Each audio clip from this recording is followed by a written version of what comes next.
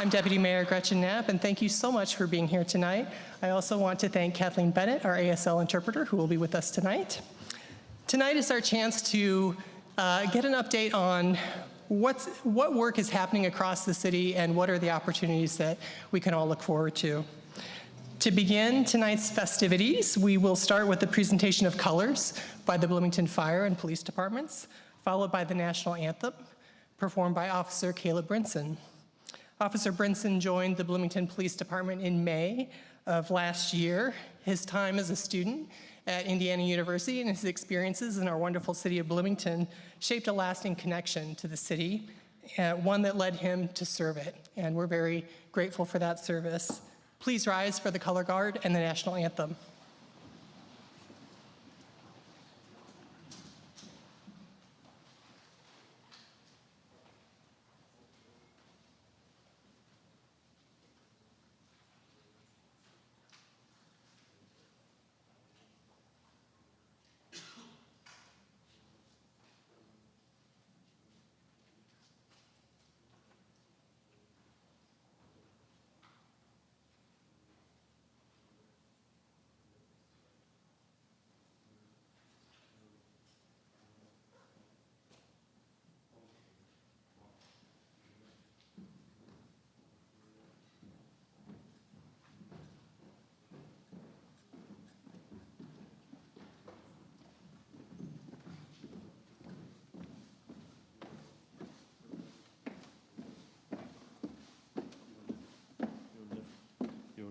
Right?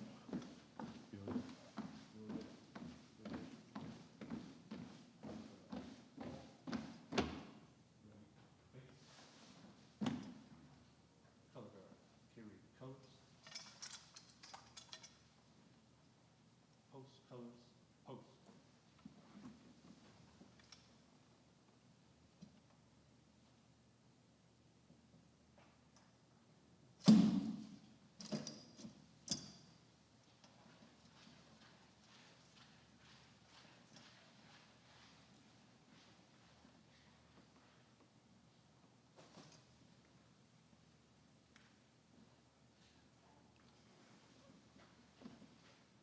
Precinct.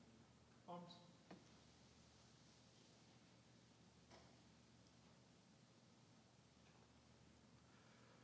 Oh, say, can you see by the dawn's early light what so proudly we hailed at the twilight's last gleaming, whose broad stripes and bright stars through the perilous fight for the ramparts we watched were so gallantly streaming, and the rocket's red glare, the bombs bursting in air, gave proof through the night that our flag was still there.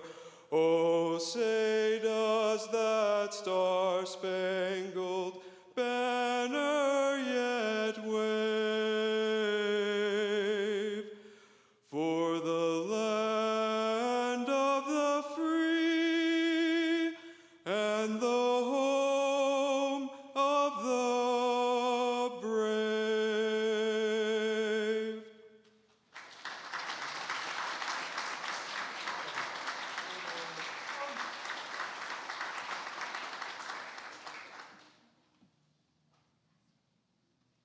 Left. Face.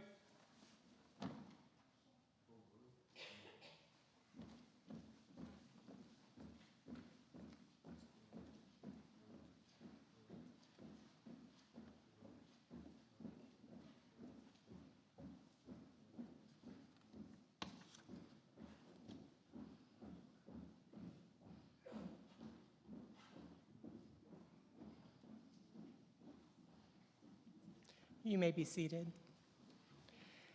Thank you to our police and fire departments and to Officer Brinson for that powerful opening. To begin tonight's program, I'd like to introduce Fire Chief Roger Kerr II and Police Chief Michael Diekoff. Chiefs.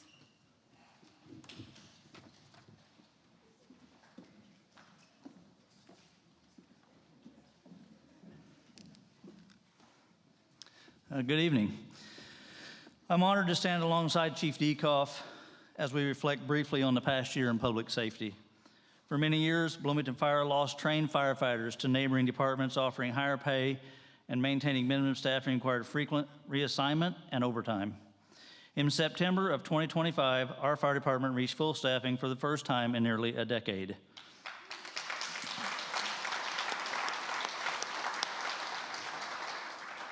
Since then, staffing levels have remained stable. We also completed long overdue improvements to Fire Station 3 located on the IU campus. The station opened in 1963 and had not seen major modernization until last year. The renovation improved firefighter safety and added updates to cancer prevention protocols. Construction continues on the Operation and Training Center, which will bring training, logistics, and equipment into one place and strengthen training and daily operations when it opens in September. Another important part of our system is our mobile integrated healthcare program. Whether that's at a residence, at a nursing home, or on the street, led by the fire department community paramedics, providing screenings, vaccinations, and follow-up care while helping connect people to mental health services, substance use resources, and ongoing support. I am proud to announce MIH handled at least 220 unique responses last year. Later this evening, the mayor will speak in more detail about public safety and the work ahead. For now, it's my pleasure to introduce Chief Mike Dekoff.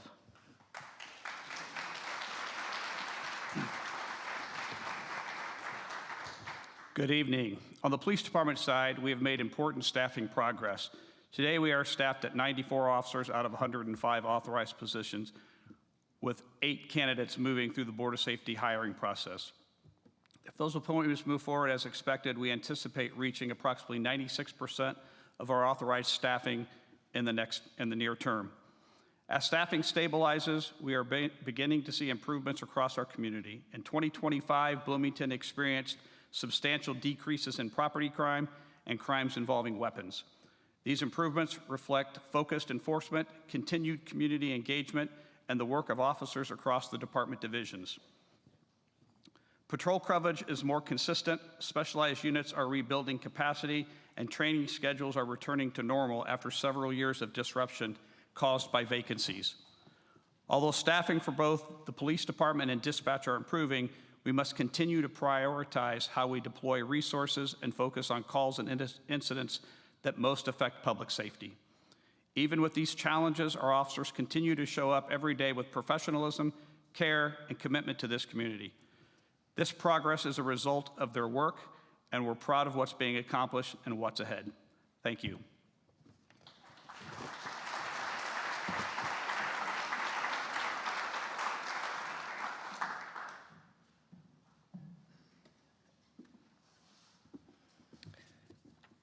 All right. Thank you, Chief Dekoff and Chief Kerr. And to everyone who works in our police and fire departments, thank you so much. You serve with integrity and compassion every day, and I know that when lives are on the line, the people of Bloomington can count on you. Thank you for your service.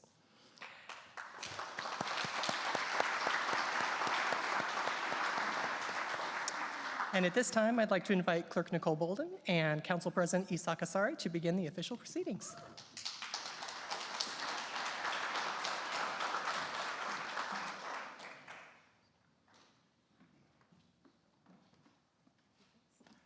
Thank you, Deputy Mayor Knapp. I now would like to call to order this special session of the Common Council on Tuesday, March 31st, 2026. Will the Honorable Clerk please call the roll?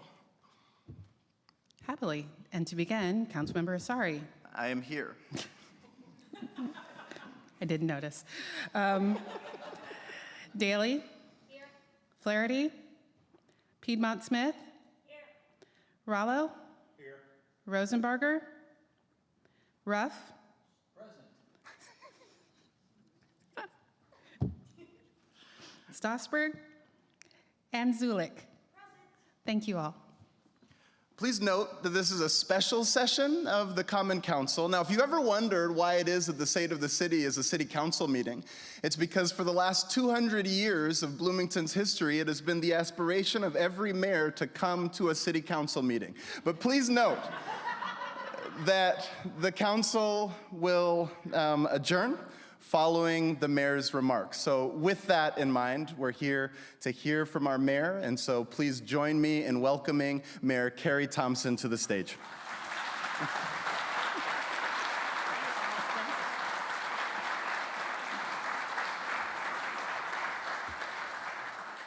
I have been dreaming of getting to a city council meeting, and so thank you, President Asari, for holding one here at the State of the City. It's been, I don't know, 5 days since I've been at a city council meeting. Too long for all of us. So good evening, Bloomington.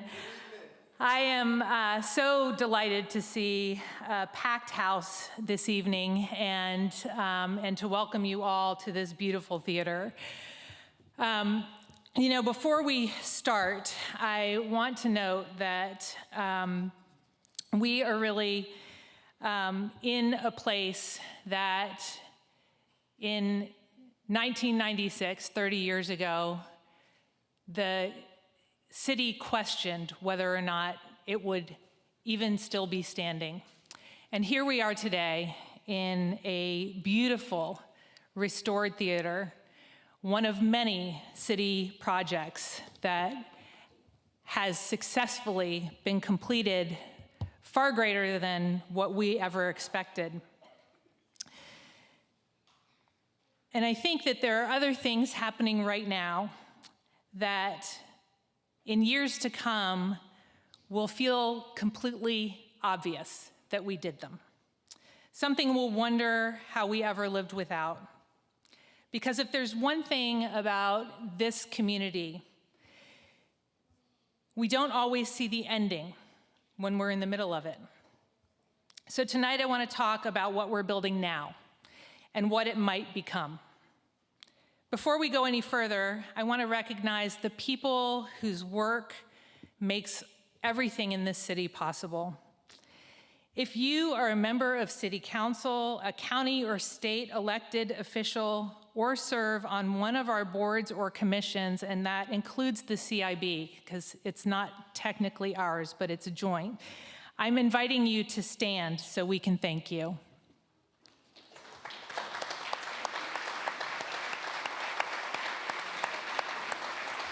And if you work for the city of Bloomington or for Monroe County, you all can stay standing. I also invite you to stand. If you work for the city or for Monroe County, please stand.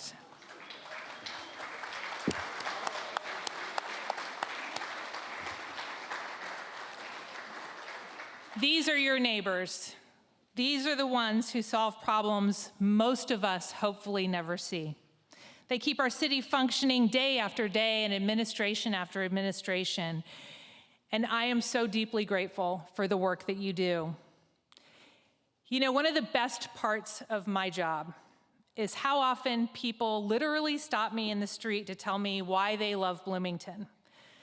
Entrepreneurs tell me about how in Bloomington their startup business found its first investor, its first customer or first collaborator, and artists tell me about how they found a community of creatives, venues for their work, and a public that values arts and culture as central to Bloomington's identity. Retirees tell me about their many volunteer projects and the fact that they're busier after they retire than when they were getting paid to work, and the hours of service they've contributed, the friends they've made while working together to improve our community. And of course, many, many people talk to me about that underrated quarterback who came to Bloomington, trained hard, and left with the Heisman Trophy and a national championship. That is what Bloomington does. It helps us all tap our potential. And what's described again and again is a community where people make connections, invest in one another, and we build businesses, nonprofits, culture, friendships, and tradition. Part of our job in city government is to create the conditions where those connections can happen and potential is unlocked.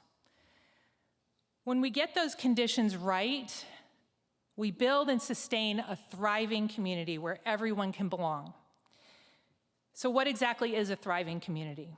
First and foremost, it's well-maintained, it's clean, and it's safe. It has a variety of housing that meets the needs of diverse residents. It offers viable business and job opportunities that lead to wage growth, economic diversity, and a sustainable future for individuals and our community.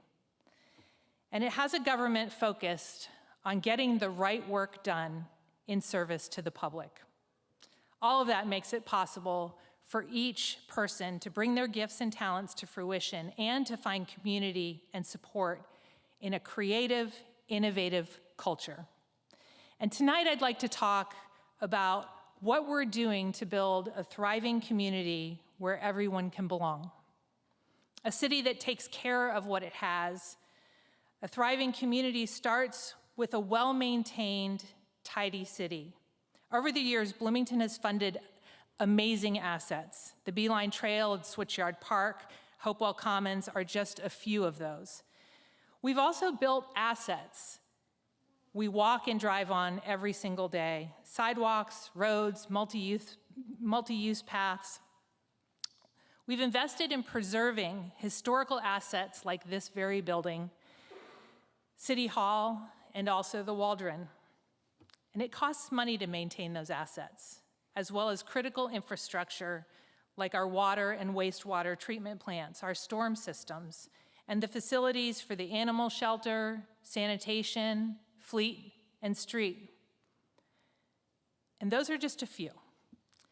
It's also true that deferring maintenance and repairs only serves to drive up costs and increase risks. So we've committed first and foremost to ensuring that city investments are well maintained. If we're going to make decisions about bonding, infrastructure, and long-term investment moving forward, we need more than just good intentions. We need a plan. We need data, clarity, and a clear trajectory. We're putting together a full asset and capital plan. Now I'll touch on some of the work we've already done. In the first 2 years of my administration, we paved over 32 miles of streets. Before I was mayor, I had no idea how many miles of streets we might be paving. And so to put that in perspective, who has ever wondered that, right? Probably just Adam Wason. To put that 32 miles in perspective, that's more than the city paved in the previous 4 years combined.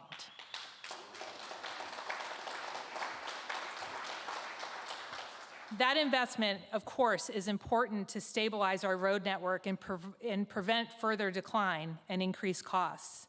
But we have more work to do to ensure that we don't fall further behind.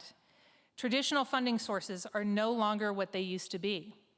Our road system requires an additional $3 million annually just to maintain current conditions as they are. And I know what we feel about our current road conditions based on the number of calls that come into the mayor's office for potholes this season. We know we're doing just the minimum, even though we've done more than we've done before. So we're getting creative and using grants and partnerships to extend our local tax dollars. And through the INDOT Community Crossing Matching Grant Program, we've been able to extend our tax dollars for street paving and add ADA compliant ramps, and will continue to leverage that resource and more.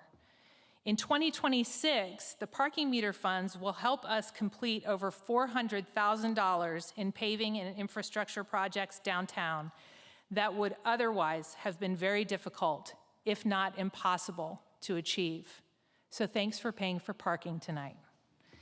Through a partnership with IU, we'll be able to repair and maintain the brick sidewalks along Kirkwood, keeping Bloomington safe and beautiful. We'll also renovate some downtown alleys, along with building on the downtown beautification efforts that we made last year to repair concrete planter boxes, power wash, and improve landscaping downtown. In 2026, we'll implement the results of the parking and sidewalk studies that we began last year to ensure that we understand the costs, the needs, and have a strategic plan for those resources that we need. Next month, the Transportation Commission will review the parking study and comprehensive plan, and the following month in May, they'll review a draft pedestrian facilities operations plan outlining sidewalk repair and maintenance. We're preparing to release the Parks Master Plan, which will guide how we prioritize investments across our parks system. That matters because we have real needs to address. 2 pools and an ice rink are in need of repair. Sports centers and courts need maintenance, and a wide range of parks that we care for every single day. To give you an idea, our brand new Switchyard Park alone will cost somewhere around $125,000 annually just to maintain. Our controller is working with parks to create a sustainable future, and we are grateful. At utilities, fluoride is flowing again. And I don't know if Kat Zager's here tonight, but she and I have joked that to celebrate, we should both learn how to do the floss dance, but I have not gotten there. We've secured $1.25 million for upgrades to our wastewater treatment with the help of Senator Aaron Houchin.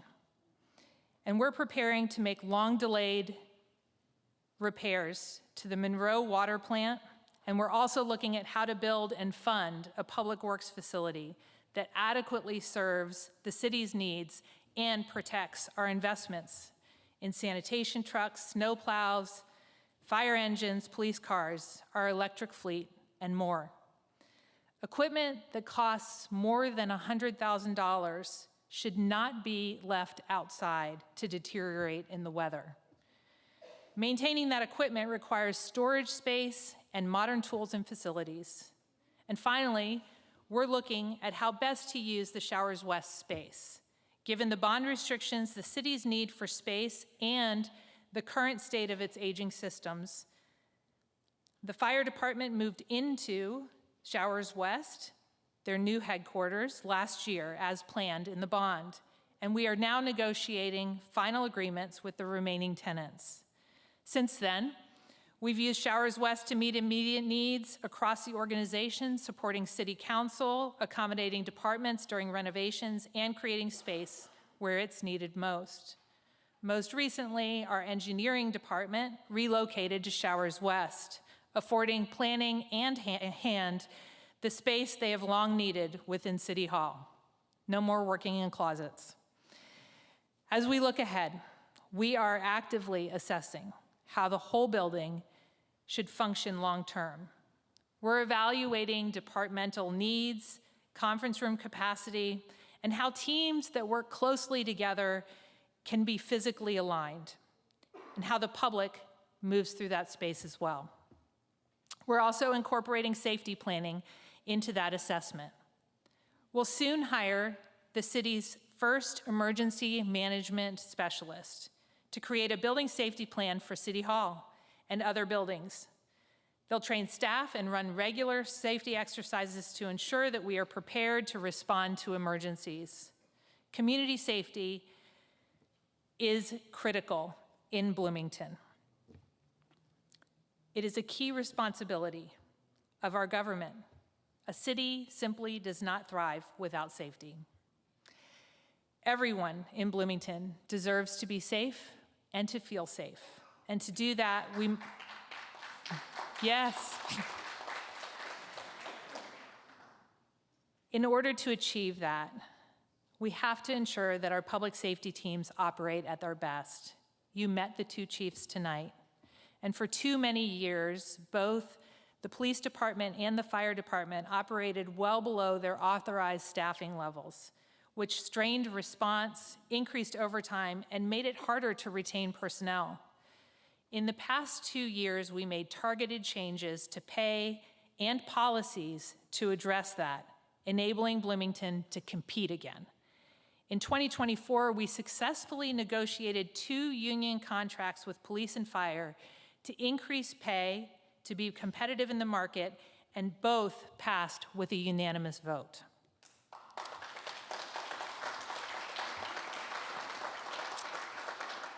That seems like yesterday, but the 2026 collective bargaining discussions have already begun, and we anticipate 2 more successful union negotiations. But I want to be clear, unanimous union votes are probably a once-in-a-lifetime mayoral experience. But what I do know is that we have built a team, and our unions have come together at the table, and we collaborate. And we're transparent and we're honest about what each needs and what resources we have. And that transparency and collaboration has led to better success than we see in most other union negotiations around the country. For the fire department, in the most recent hiring cycle, 272 applicants applied to join the fire department. That is a 213% increase from the number of applicants in 2024, entire year. That is really pretty awesome, but public safety is not only about how many people we have. It's about how our police officers and firefighters show up in our community, building relationships, preventing harm by solving problems early, and being part of the fabric of our city. For the police, full staffing allows us to reduce turnover, stress, and the risk of injury. Also, it reduces overtime costs, so service is consistent, response is reliable, and the system isn't stretched too thin.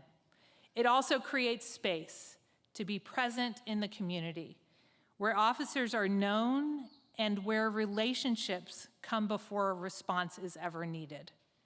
When people know their local police, trust increases and safer, more connected neighborhoods follow.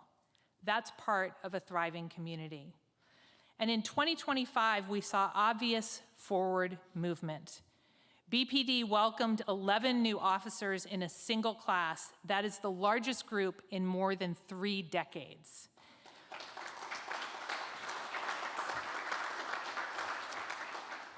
Our public safety teams want to work in Bloomington. We just needed to provide the resources to equip them well. One of those individuals from that recruiting class was Officer Brinson, who opened this evening with the national anthem. Several officers from that recruitment class were already certified, which allowed quicker service, and one veteran officer returned to Bloomington after more than 20 years of prior service. He returned to serve. We are making progress, but we are not finished. Not every recruit completes training, and some officers will retire. Others may leave the profession. But this is my commitment. We will reach full staffing by the close of this calendar year. And just as staffing matters, so does how we respond. Not every call requires the same response. Some situations require enforcement, but others require medical care, mental health support, or connection to services. We continue to build a structure of care that reflects that reality. Stride is our community's nonprofit. It is a 24/7 mobile crisis response team run by Centerstone, made up of trained mental health professionals who respond in real time to substance use and behavioral crisis. Stride works closely with our police and fire and dispatch teams, ensuring that calls are routed to the most appropriate response. They meet people where they are, whether it's on a sidewalk, in a park, at a business, at their home, and they connect them to the care that they desperately need. In many cases, Stride resolves situations before they escalate, reduces unnecessary emergency room visits and arrests, and builds trust with residents who may not otherwise engage with traditional systems. My gratitude to Cook for working with us and Stride to create the bus wraps and other marketing campaign tools to promote their work. Because if we don't call Stride, they don't get to serve our community. The city's downtown resource officers, police social worker, and outreach teams work together to respond to individuals in crisis and reduce repeat calls for service as well. Last year, we embedded a mental health professional within central dispatch to help triage certain calls in real time and direct them to the appropriate response. And later this spring, we'll launch an analysis for how we could potentially integrate an alternative response into 911 dispatch. Isabel's leading the applause on that one. She helped us find LEAP, the Law Enforcement Action Partnership. Thank you, Isabel. And thank you, Isabel. They're going to analyze current calls and community resources to identify where alternative responses can expand, while still maintaining strong, fully capable police and fire presence for the most urgent public safety needs. This work is deliberate. It's grounded in data and informed by our local situation, our local assets, providers, financial constraints, and systems and staffing levels to make sure that the results are pragmatic, actionable, and importantly, safe for all. Those same principles apply to the tools we use to support safety in our community. The city is currently reviewing our contract for flock cameras, and we'll be presenting our findings on April 15th to the City Council based on their recent resolution.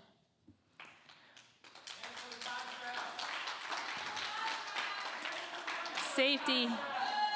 I am happy to meet with people and talk to you about your feedback. I have met with several of you, I think. I'm going to continue speaking and happy to have a face-to-face sometime.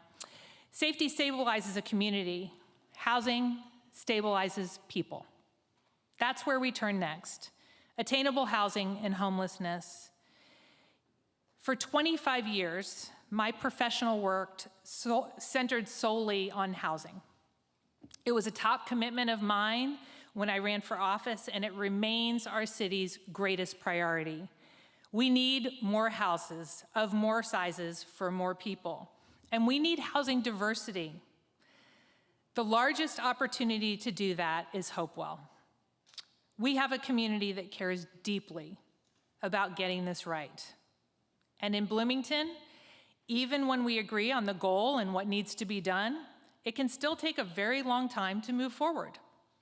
Government and politics in our community tend to take the scenic route. And the trip never gets boring.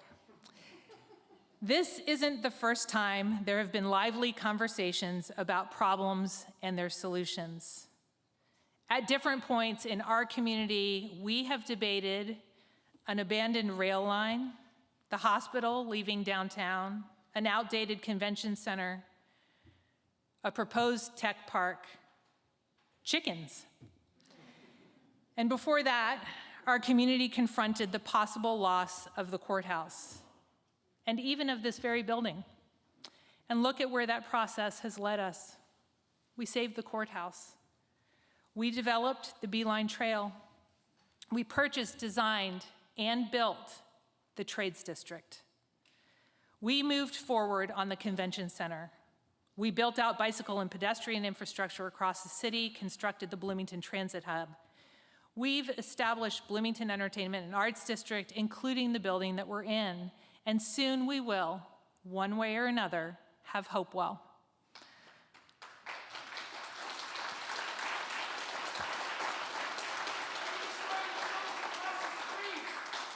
A once-in-a-generation neighborhood,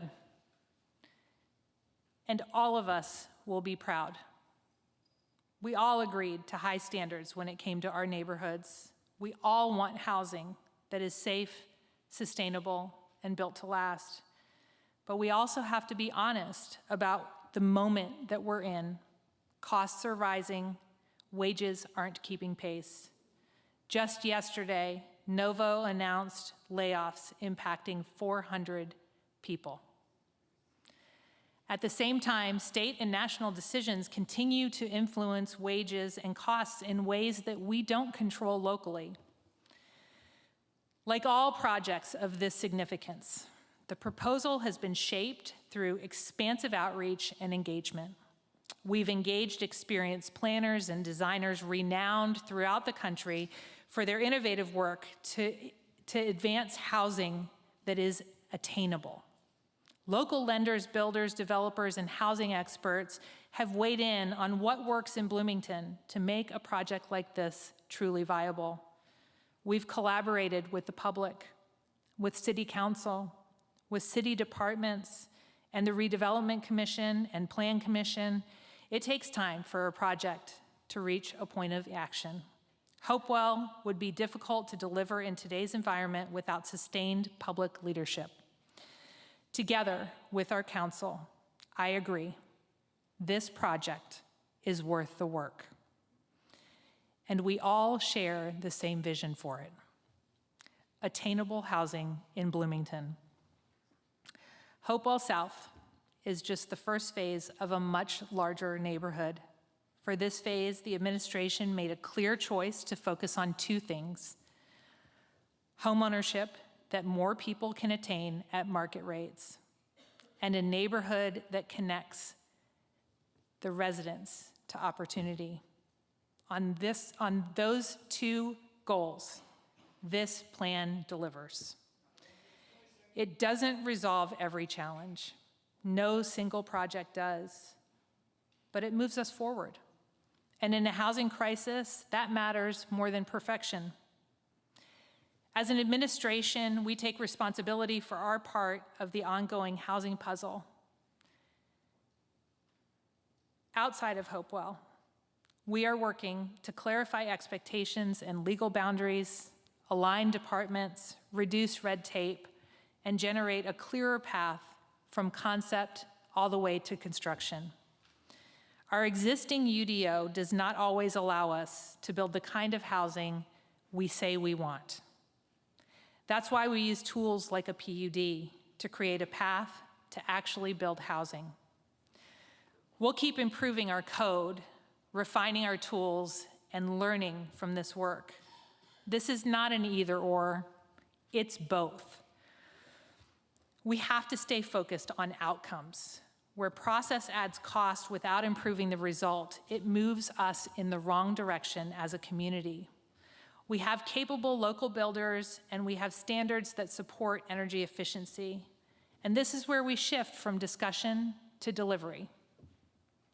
I'm confident we'll get to the finish line with Hopewell because we share the same vision for attainable housing in Bloomington, and that alignment is what matters most. Housing attainability also requires strengthening the systems that we have.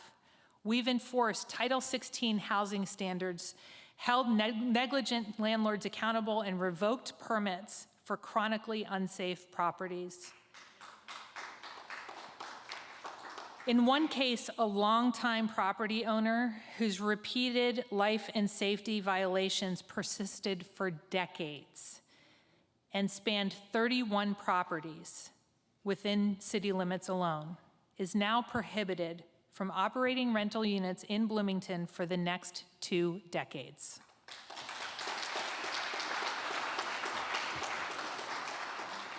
Unsafe, unmaintained housing will not be tolerated in Bloomington. In parallel, we're working to reposition local builders and developers to succeed by shifting internal processes. 2 permitting audits are underway, one where the city acts as a zoning petitioner to identify real friction points, we found them, and a second comprehensive review of every step in the development process across departments. These audits will lead to tangible change in the time and process for creating housing. This work is paired with updates to the Unified Development Ordinance and a redesign of permitting systems to reduce that red tape and make housing development more predictable and therefore more affordable. Builders and developers consistently report shifting interpretations, conflicting departmental guidance, and unpredictable review timelines. It all adds to the cost of a house. These are challenges that hit small single-family projects the hardest. And when local builders leave the table, we lose local jobs, local investment, and the ability to keep that economic activity here at home. When housing production slows, the entire housing system tightens, from starter homes to rental units to the safety nets people rely on when life gets difficult. If you are listening tonight and you are a housing builder or developer, here is what I would say to you. Pick a lane and build it well. We need many kinds of housing in Bloomington, and your city wants to make it easier for you to create it. Housing supply alone does not solve the full challenge. We're also working to address what happens when housing is lost. Homelessness does not happen overnight. It is the result of a longer chain of housing instability. We're seeing the same pressures that communities across the country are seeing. Many residents feel two things at once: compassion for individuals living in crisis and concern about impacts in parks, along trails, and in neighborhoods. Both are real. Both come from a place of caring about a thriving Bloomington. And both deserve a response that is thoughtful, consistent, and effective. While city government alone cannot solve homelessness, we play a direct role in response. We support shelter and service providers, we coordinate across departments, and we bring partners together every day to move people toward housing and stability. Our nonprofit partners do critical day-to-day work building relationships, providing care, and helping people take their next step. Our job is to support that work, strengthen it, and make sure it leads to real outcomes. But let me remain clear. We cannot arrest our way out of homelessness. We prioritize housing, treatment, support, and connection because that is how people stabilize and begin to rebuild. And at the same time, cities must operate within the laws that govern public space. Recently, the Senate passed SB 285, which prohibits public camping beginning July 1st. This is not a law we supported, but came with a mandate from the state to empty camps. I am determined to use this as a deadline to see just how many people we can get housed into services and into a place where they never have to sleep outside again. In January 2024, there were more than a dozen encampments on city-owned property. Today, there is only one. This is a result of sustained outreach and coordinated response prior to SB 285. Only one established encampment in the city. And our teams remain engaged with those residents every single day to help them move towards stability. This is the result of focused, coordinated work, daily engagement, cross-agency collaboration, and consistent follow-through by city teams. In 2024, our administration put clear protocols in place so that when encampments have to close, they do so humanely and with structure. Encampments receive notice, outreach teams connect residents to shelter services and reunification with family or support networks whenever that option exists. In fact, reunification is one of the tools we pursue most because reconnecting someone with people who already know and love them and care about them is often the fastest path back to stability. Last year, our Bloomington Police Department facilitated the reunification of 50 individuals. They also, last year, identified and interacted with 139 individuals experiencing homelessness who were new to Bloomington. STRIDE, our community's mobile crisis response team, also is working on reunification. They reunified an additional 78 individuals. Even accounting for some overlap between those efforts, that means that at least 117 people were reconnected to support systems in the past year. The larger reality is that Bloomington currently carries a disproportionate share of services for people experiencing homelessness across our region. Our community has stepped forward to help, and I am proud of us. But too many people are still without housing or support. Our current resources can't meet the scale of the need, and the need is great. And as communities across Indiana continue to close encampments, we want to be sure that we can focus on the people who are already experiencing homelessness here or at risk of becoming homeless. If we want to make a meaningful impact on individual lives and on the health of our community, we must acknowledge our limits. That means setting clearer expectations about how services are delivered across our region, and that's a 6-county area defined by HUD. The city continues to call for a temporary approach to regional service boundaries within our 6-county HUD region. Regional service boundaries are not a test of whether someone belongs in Bloomington. Boundaries are not a barrier to immediate food, shelter, or reunification help. Instead, regional service boundaries are a temporary framework that prioritize permanent housing and housing resources for people whose care networks are in Bloomington and our surrounding counties, so the help we offer is real and sustainable. There are exceptions to regional service boundaries, which include domestic violence and other issues that are very hard to stay in your home county. But we're also making something clear to other jurisdictions. We want other jurisdictions to stop transferring people to Bloomington without a local connection or a follow-up plan. If someone moves here, we need to have someone on the other end who can support. Taking someone out of their community and dropping them somewhere where they have no support and cannot access service does not lead to recovery, and it does not lead to dignity. I want to thank Heading Home for their leadership in thinking through and exploring training a group on next steps for encampment closure, and for our county colleagues, especially Commissioner Madeira and Councilor Wiltz, for taking this so seriously and having an approach of partnership.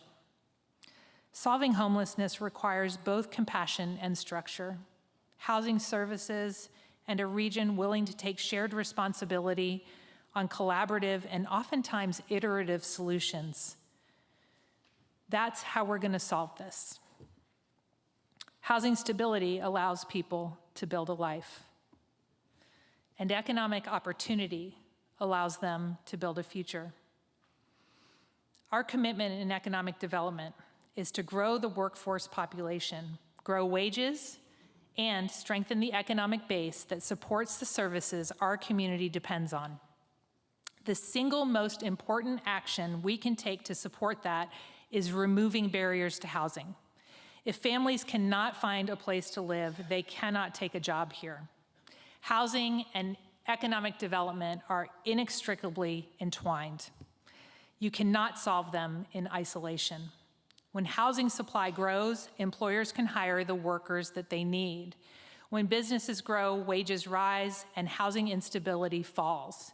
And when the economy grows, the revenues generated by local income, property, and food and beverage taxes allow the city to reinvest directly in our built environment, safety, affordable housing, and public health. Under Senate Enrolled Act 1, that connection becomes even more important. Cities like Bloomington are increasingly dependent on income tax tied directly to the workforce. Our role is to create the circumstances where people and businesses can succeed. One of the most visible investments supporting that work is the convention center expansion, and I know we have some CIB members, maybe even our leader here. Can we give them a hand?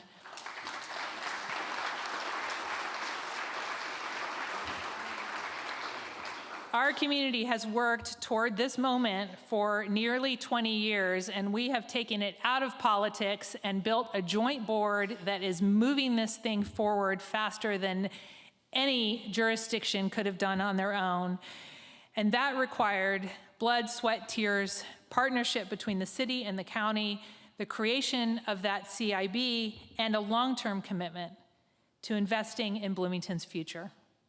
Today, that vision is becoming real, and it's rising right here at 3rd and College, connecting our past to our future. The expanded convention center is expected to bring millions of dollars in new spending from outside Bloomington each year. This investment is not in isolation. It's part of a broader pattern of progress concentrated in the corridor, stretching across South Rogers, South Walnut, and the Hopewell redevelopment area. For years, this area has truly been a gap in the center of our city. Now, it is becoming a place where we are intentionally restoring connection and continuity. The convention center expansion, the Hopewell neighborhood, the proposed future location of public safety infrastructure. When we locate housing, jobs, and services in close proximity to one another, the system works better. People live closer to where they work, and businesses benefit from the steady base of residents and visitors. Then, just up the beeline, the trades district continues to grow. New employers, expanded workspaces, a new hotel, and more public art and programming are on the horizon. In late 2024, a $16 million Lilly Endowment grant awarded to Indiana University in partnership with the city and the Mill, now Amplify Bloomington, is accelerating that work. My gratitude, I think we have Rachel McAfee and John Fernandez in the house tonight. My gratitude for the university and John's leadership in that endeavor. Really foundational and transformative.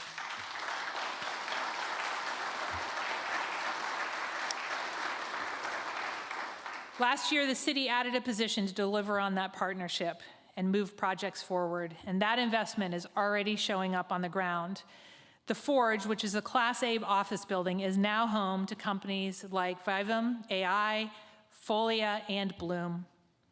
Amplify Bloomington is expanding inside the Mill, adding new workspaces, offices, and conference capacity. And next door at the Kiln, Paragraph is fueling new startups with funding, and Soma Coffee is fueling us all with caffeine. Last Wednesday, we closed on the new hotel in the Trades District. We're on track to break ground this summer, adding rooms, meeting space, and street-level activity that connects directly to our downtown. When we don't have enough hotel capacity, demand spills into short-term rentals, often taking whole homes off the market for our residents. This plan is about putting the right supply in the right place and staying competitive. Bloomington has fewer hotel rooms than comparable markets, even if we include planned projects. The Trades District Hotel will help close that gap and strengthen a key part of our economy, destination tourism and events. We are correspondingly investing in the district's experience by activating it with art, events, and programs so it works for residents too, not just visitors or tenants.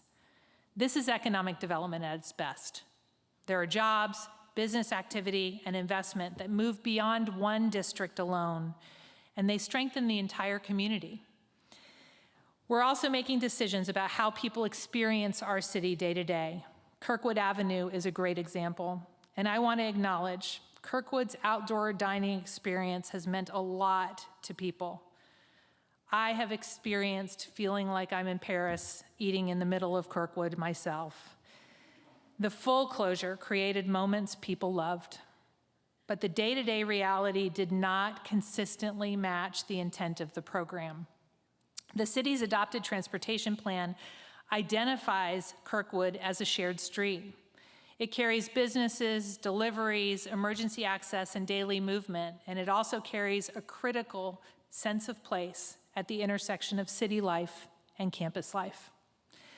Our responsibility is to balance all of that, not just on the best day, but every day.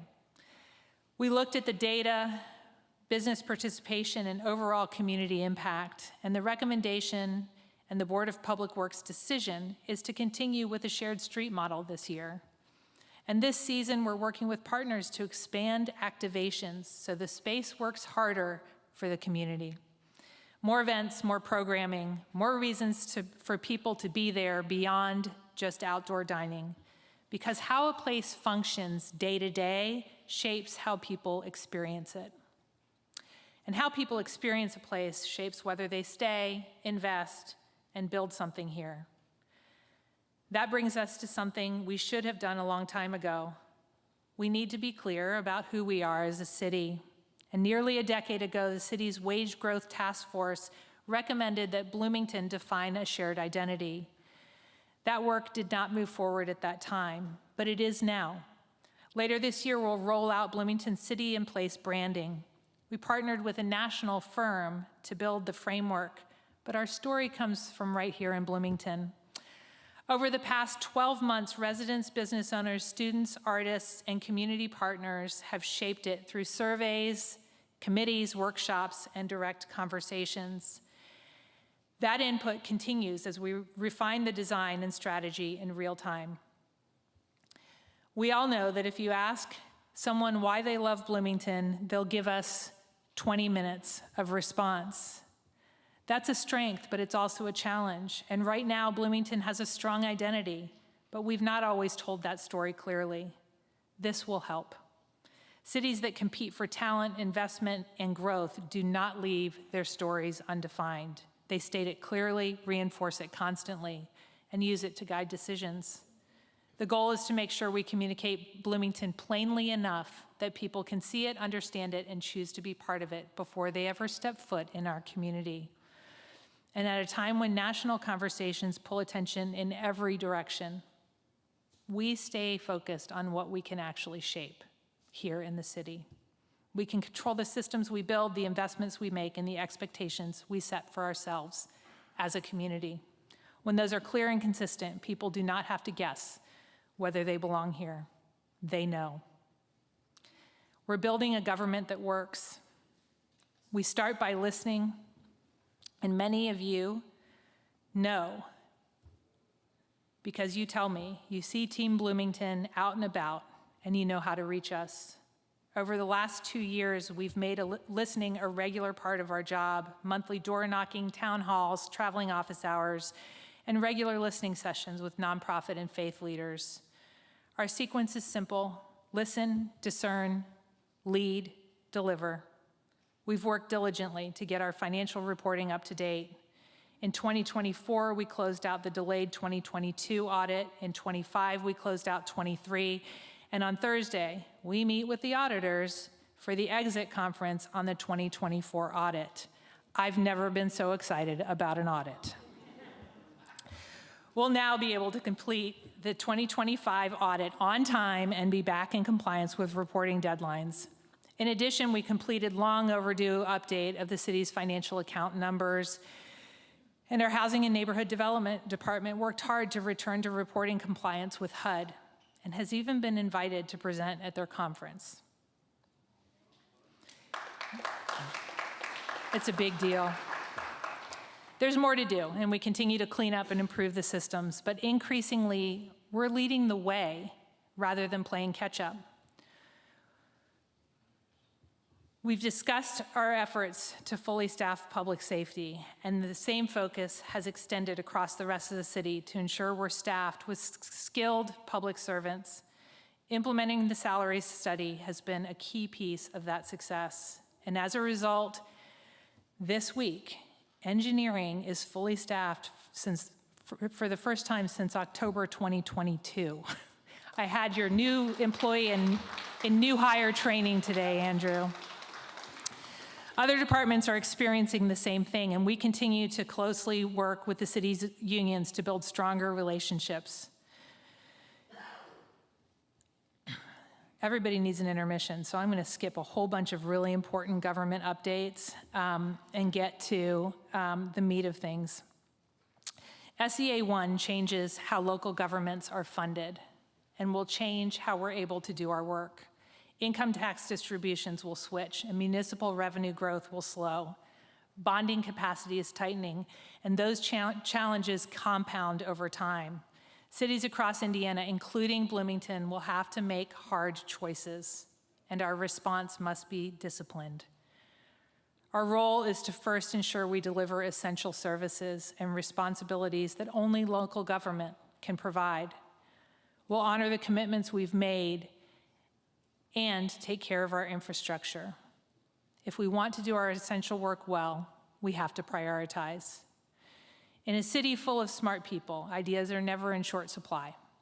But progress happens when we choose a direction and stay with it long enough to deliver real results. We're going to pair our reduced resources with a priority list to deliver on our top capital projects. And to do that, we need to know what we spend, what results we get, and whether those investments align with what matters most.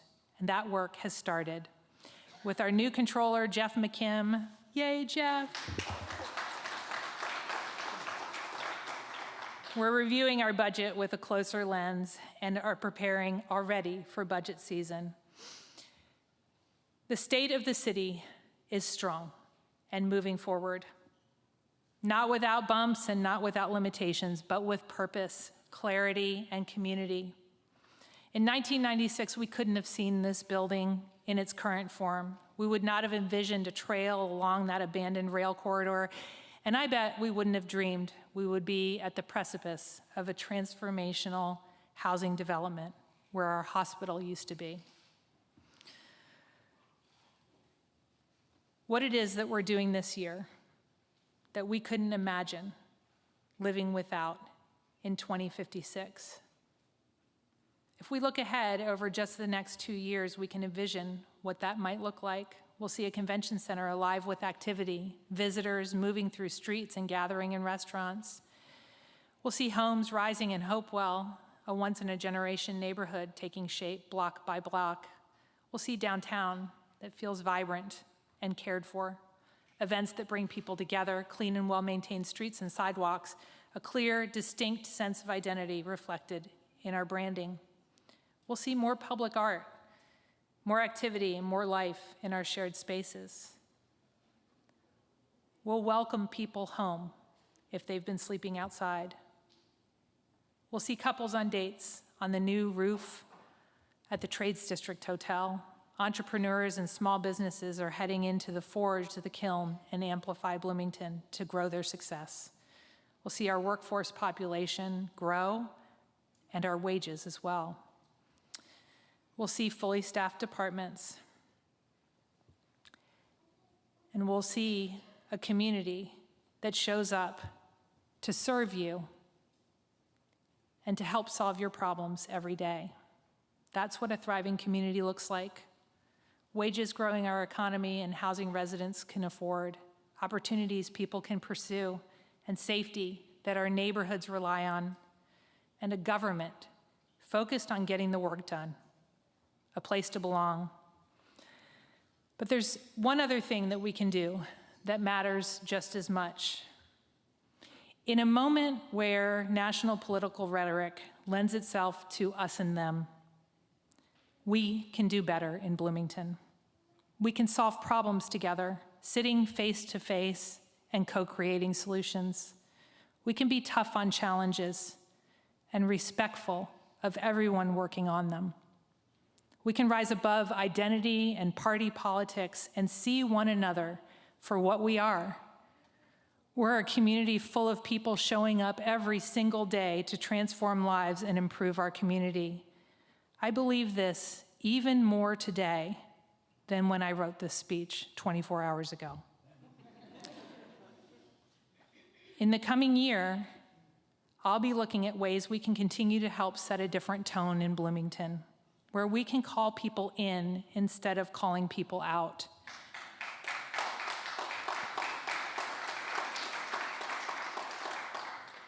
I want us to be a Bloomington where we talk in person or in written communication rather than targeted quips on social media. Because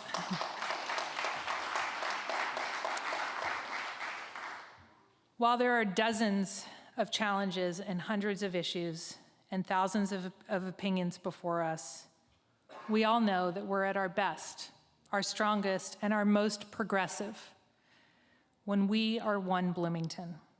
Good government is not measured by a single headline, a single announcement, or a single meeting. The decisions we make today may take years to be felt, but their impact reaches across generations. And it's the way we come together, not the things that divide us, which define us in the end.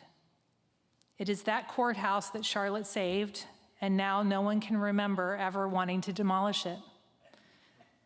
That is the long arc of this work, and Bloomington does not need anyone to invent its potential. It's already here.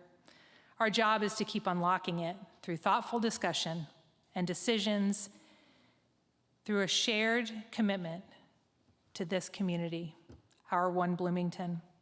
And that work is stronger when people stay engaged and lean toward assuming goodwill and creating common ground. So thank you for showing up this evening, for paying attention, for being a part of a community that continues to grow into its potential. Thank you for being critical of your government and helping us get better every single day. Tonight, we began by talking about what happens when people come together in a shared space. We'll close in the same spirit, because what you'll see next, through movement, timing, and connection, is another expression of what makes this community thrive. Please join me in welcoming Windfall Dancers.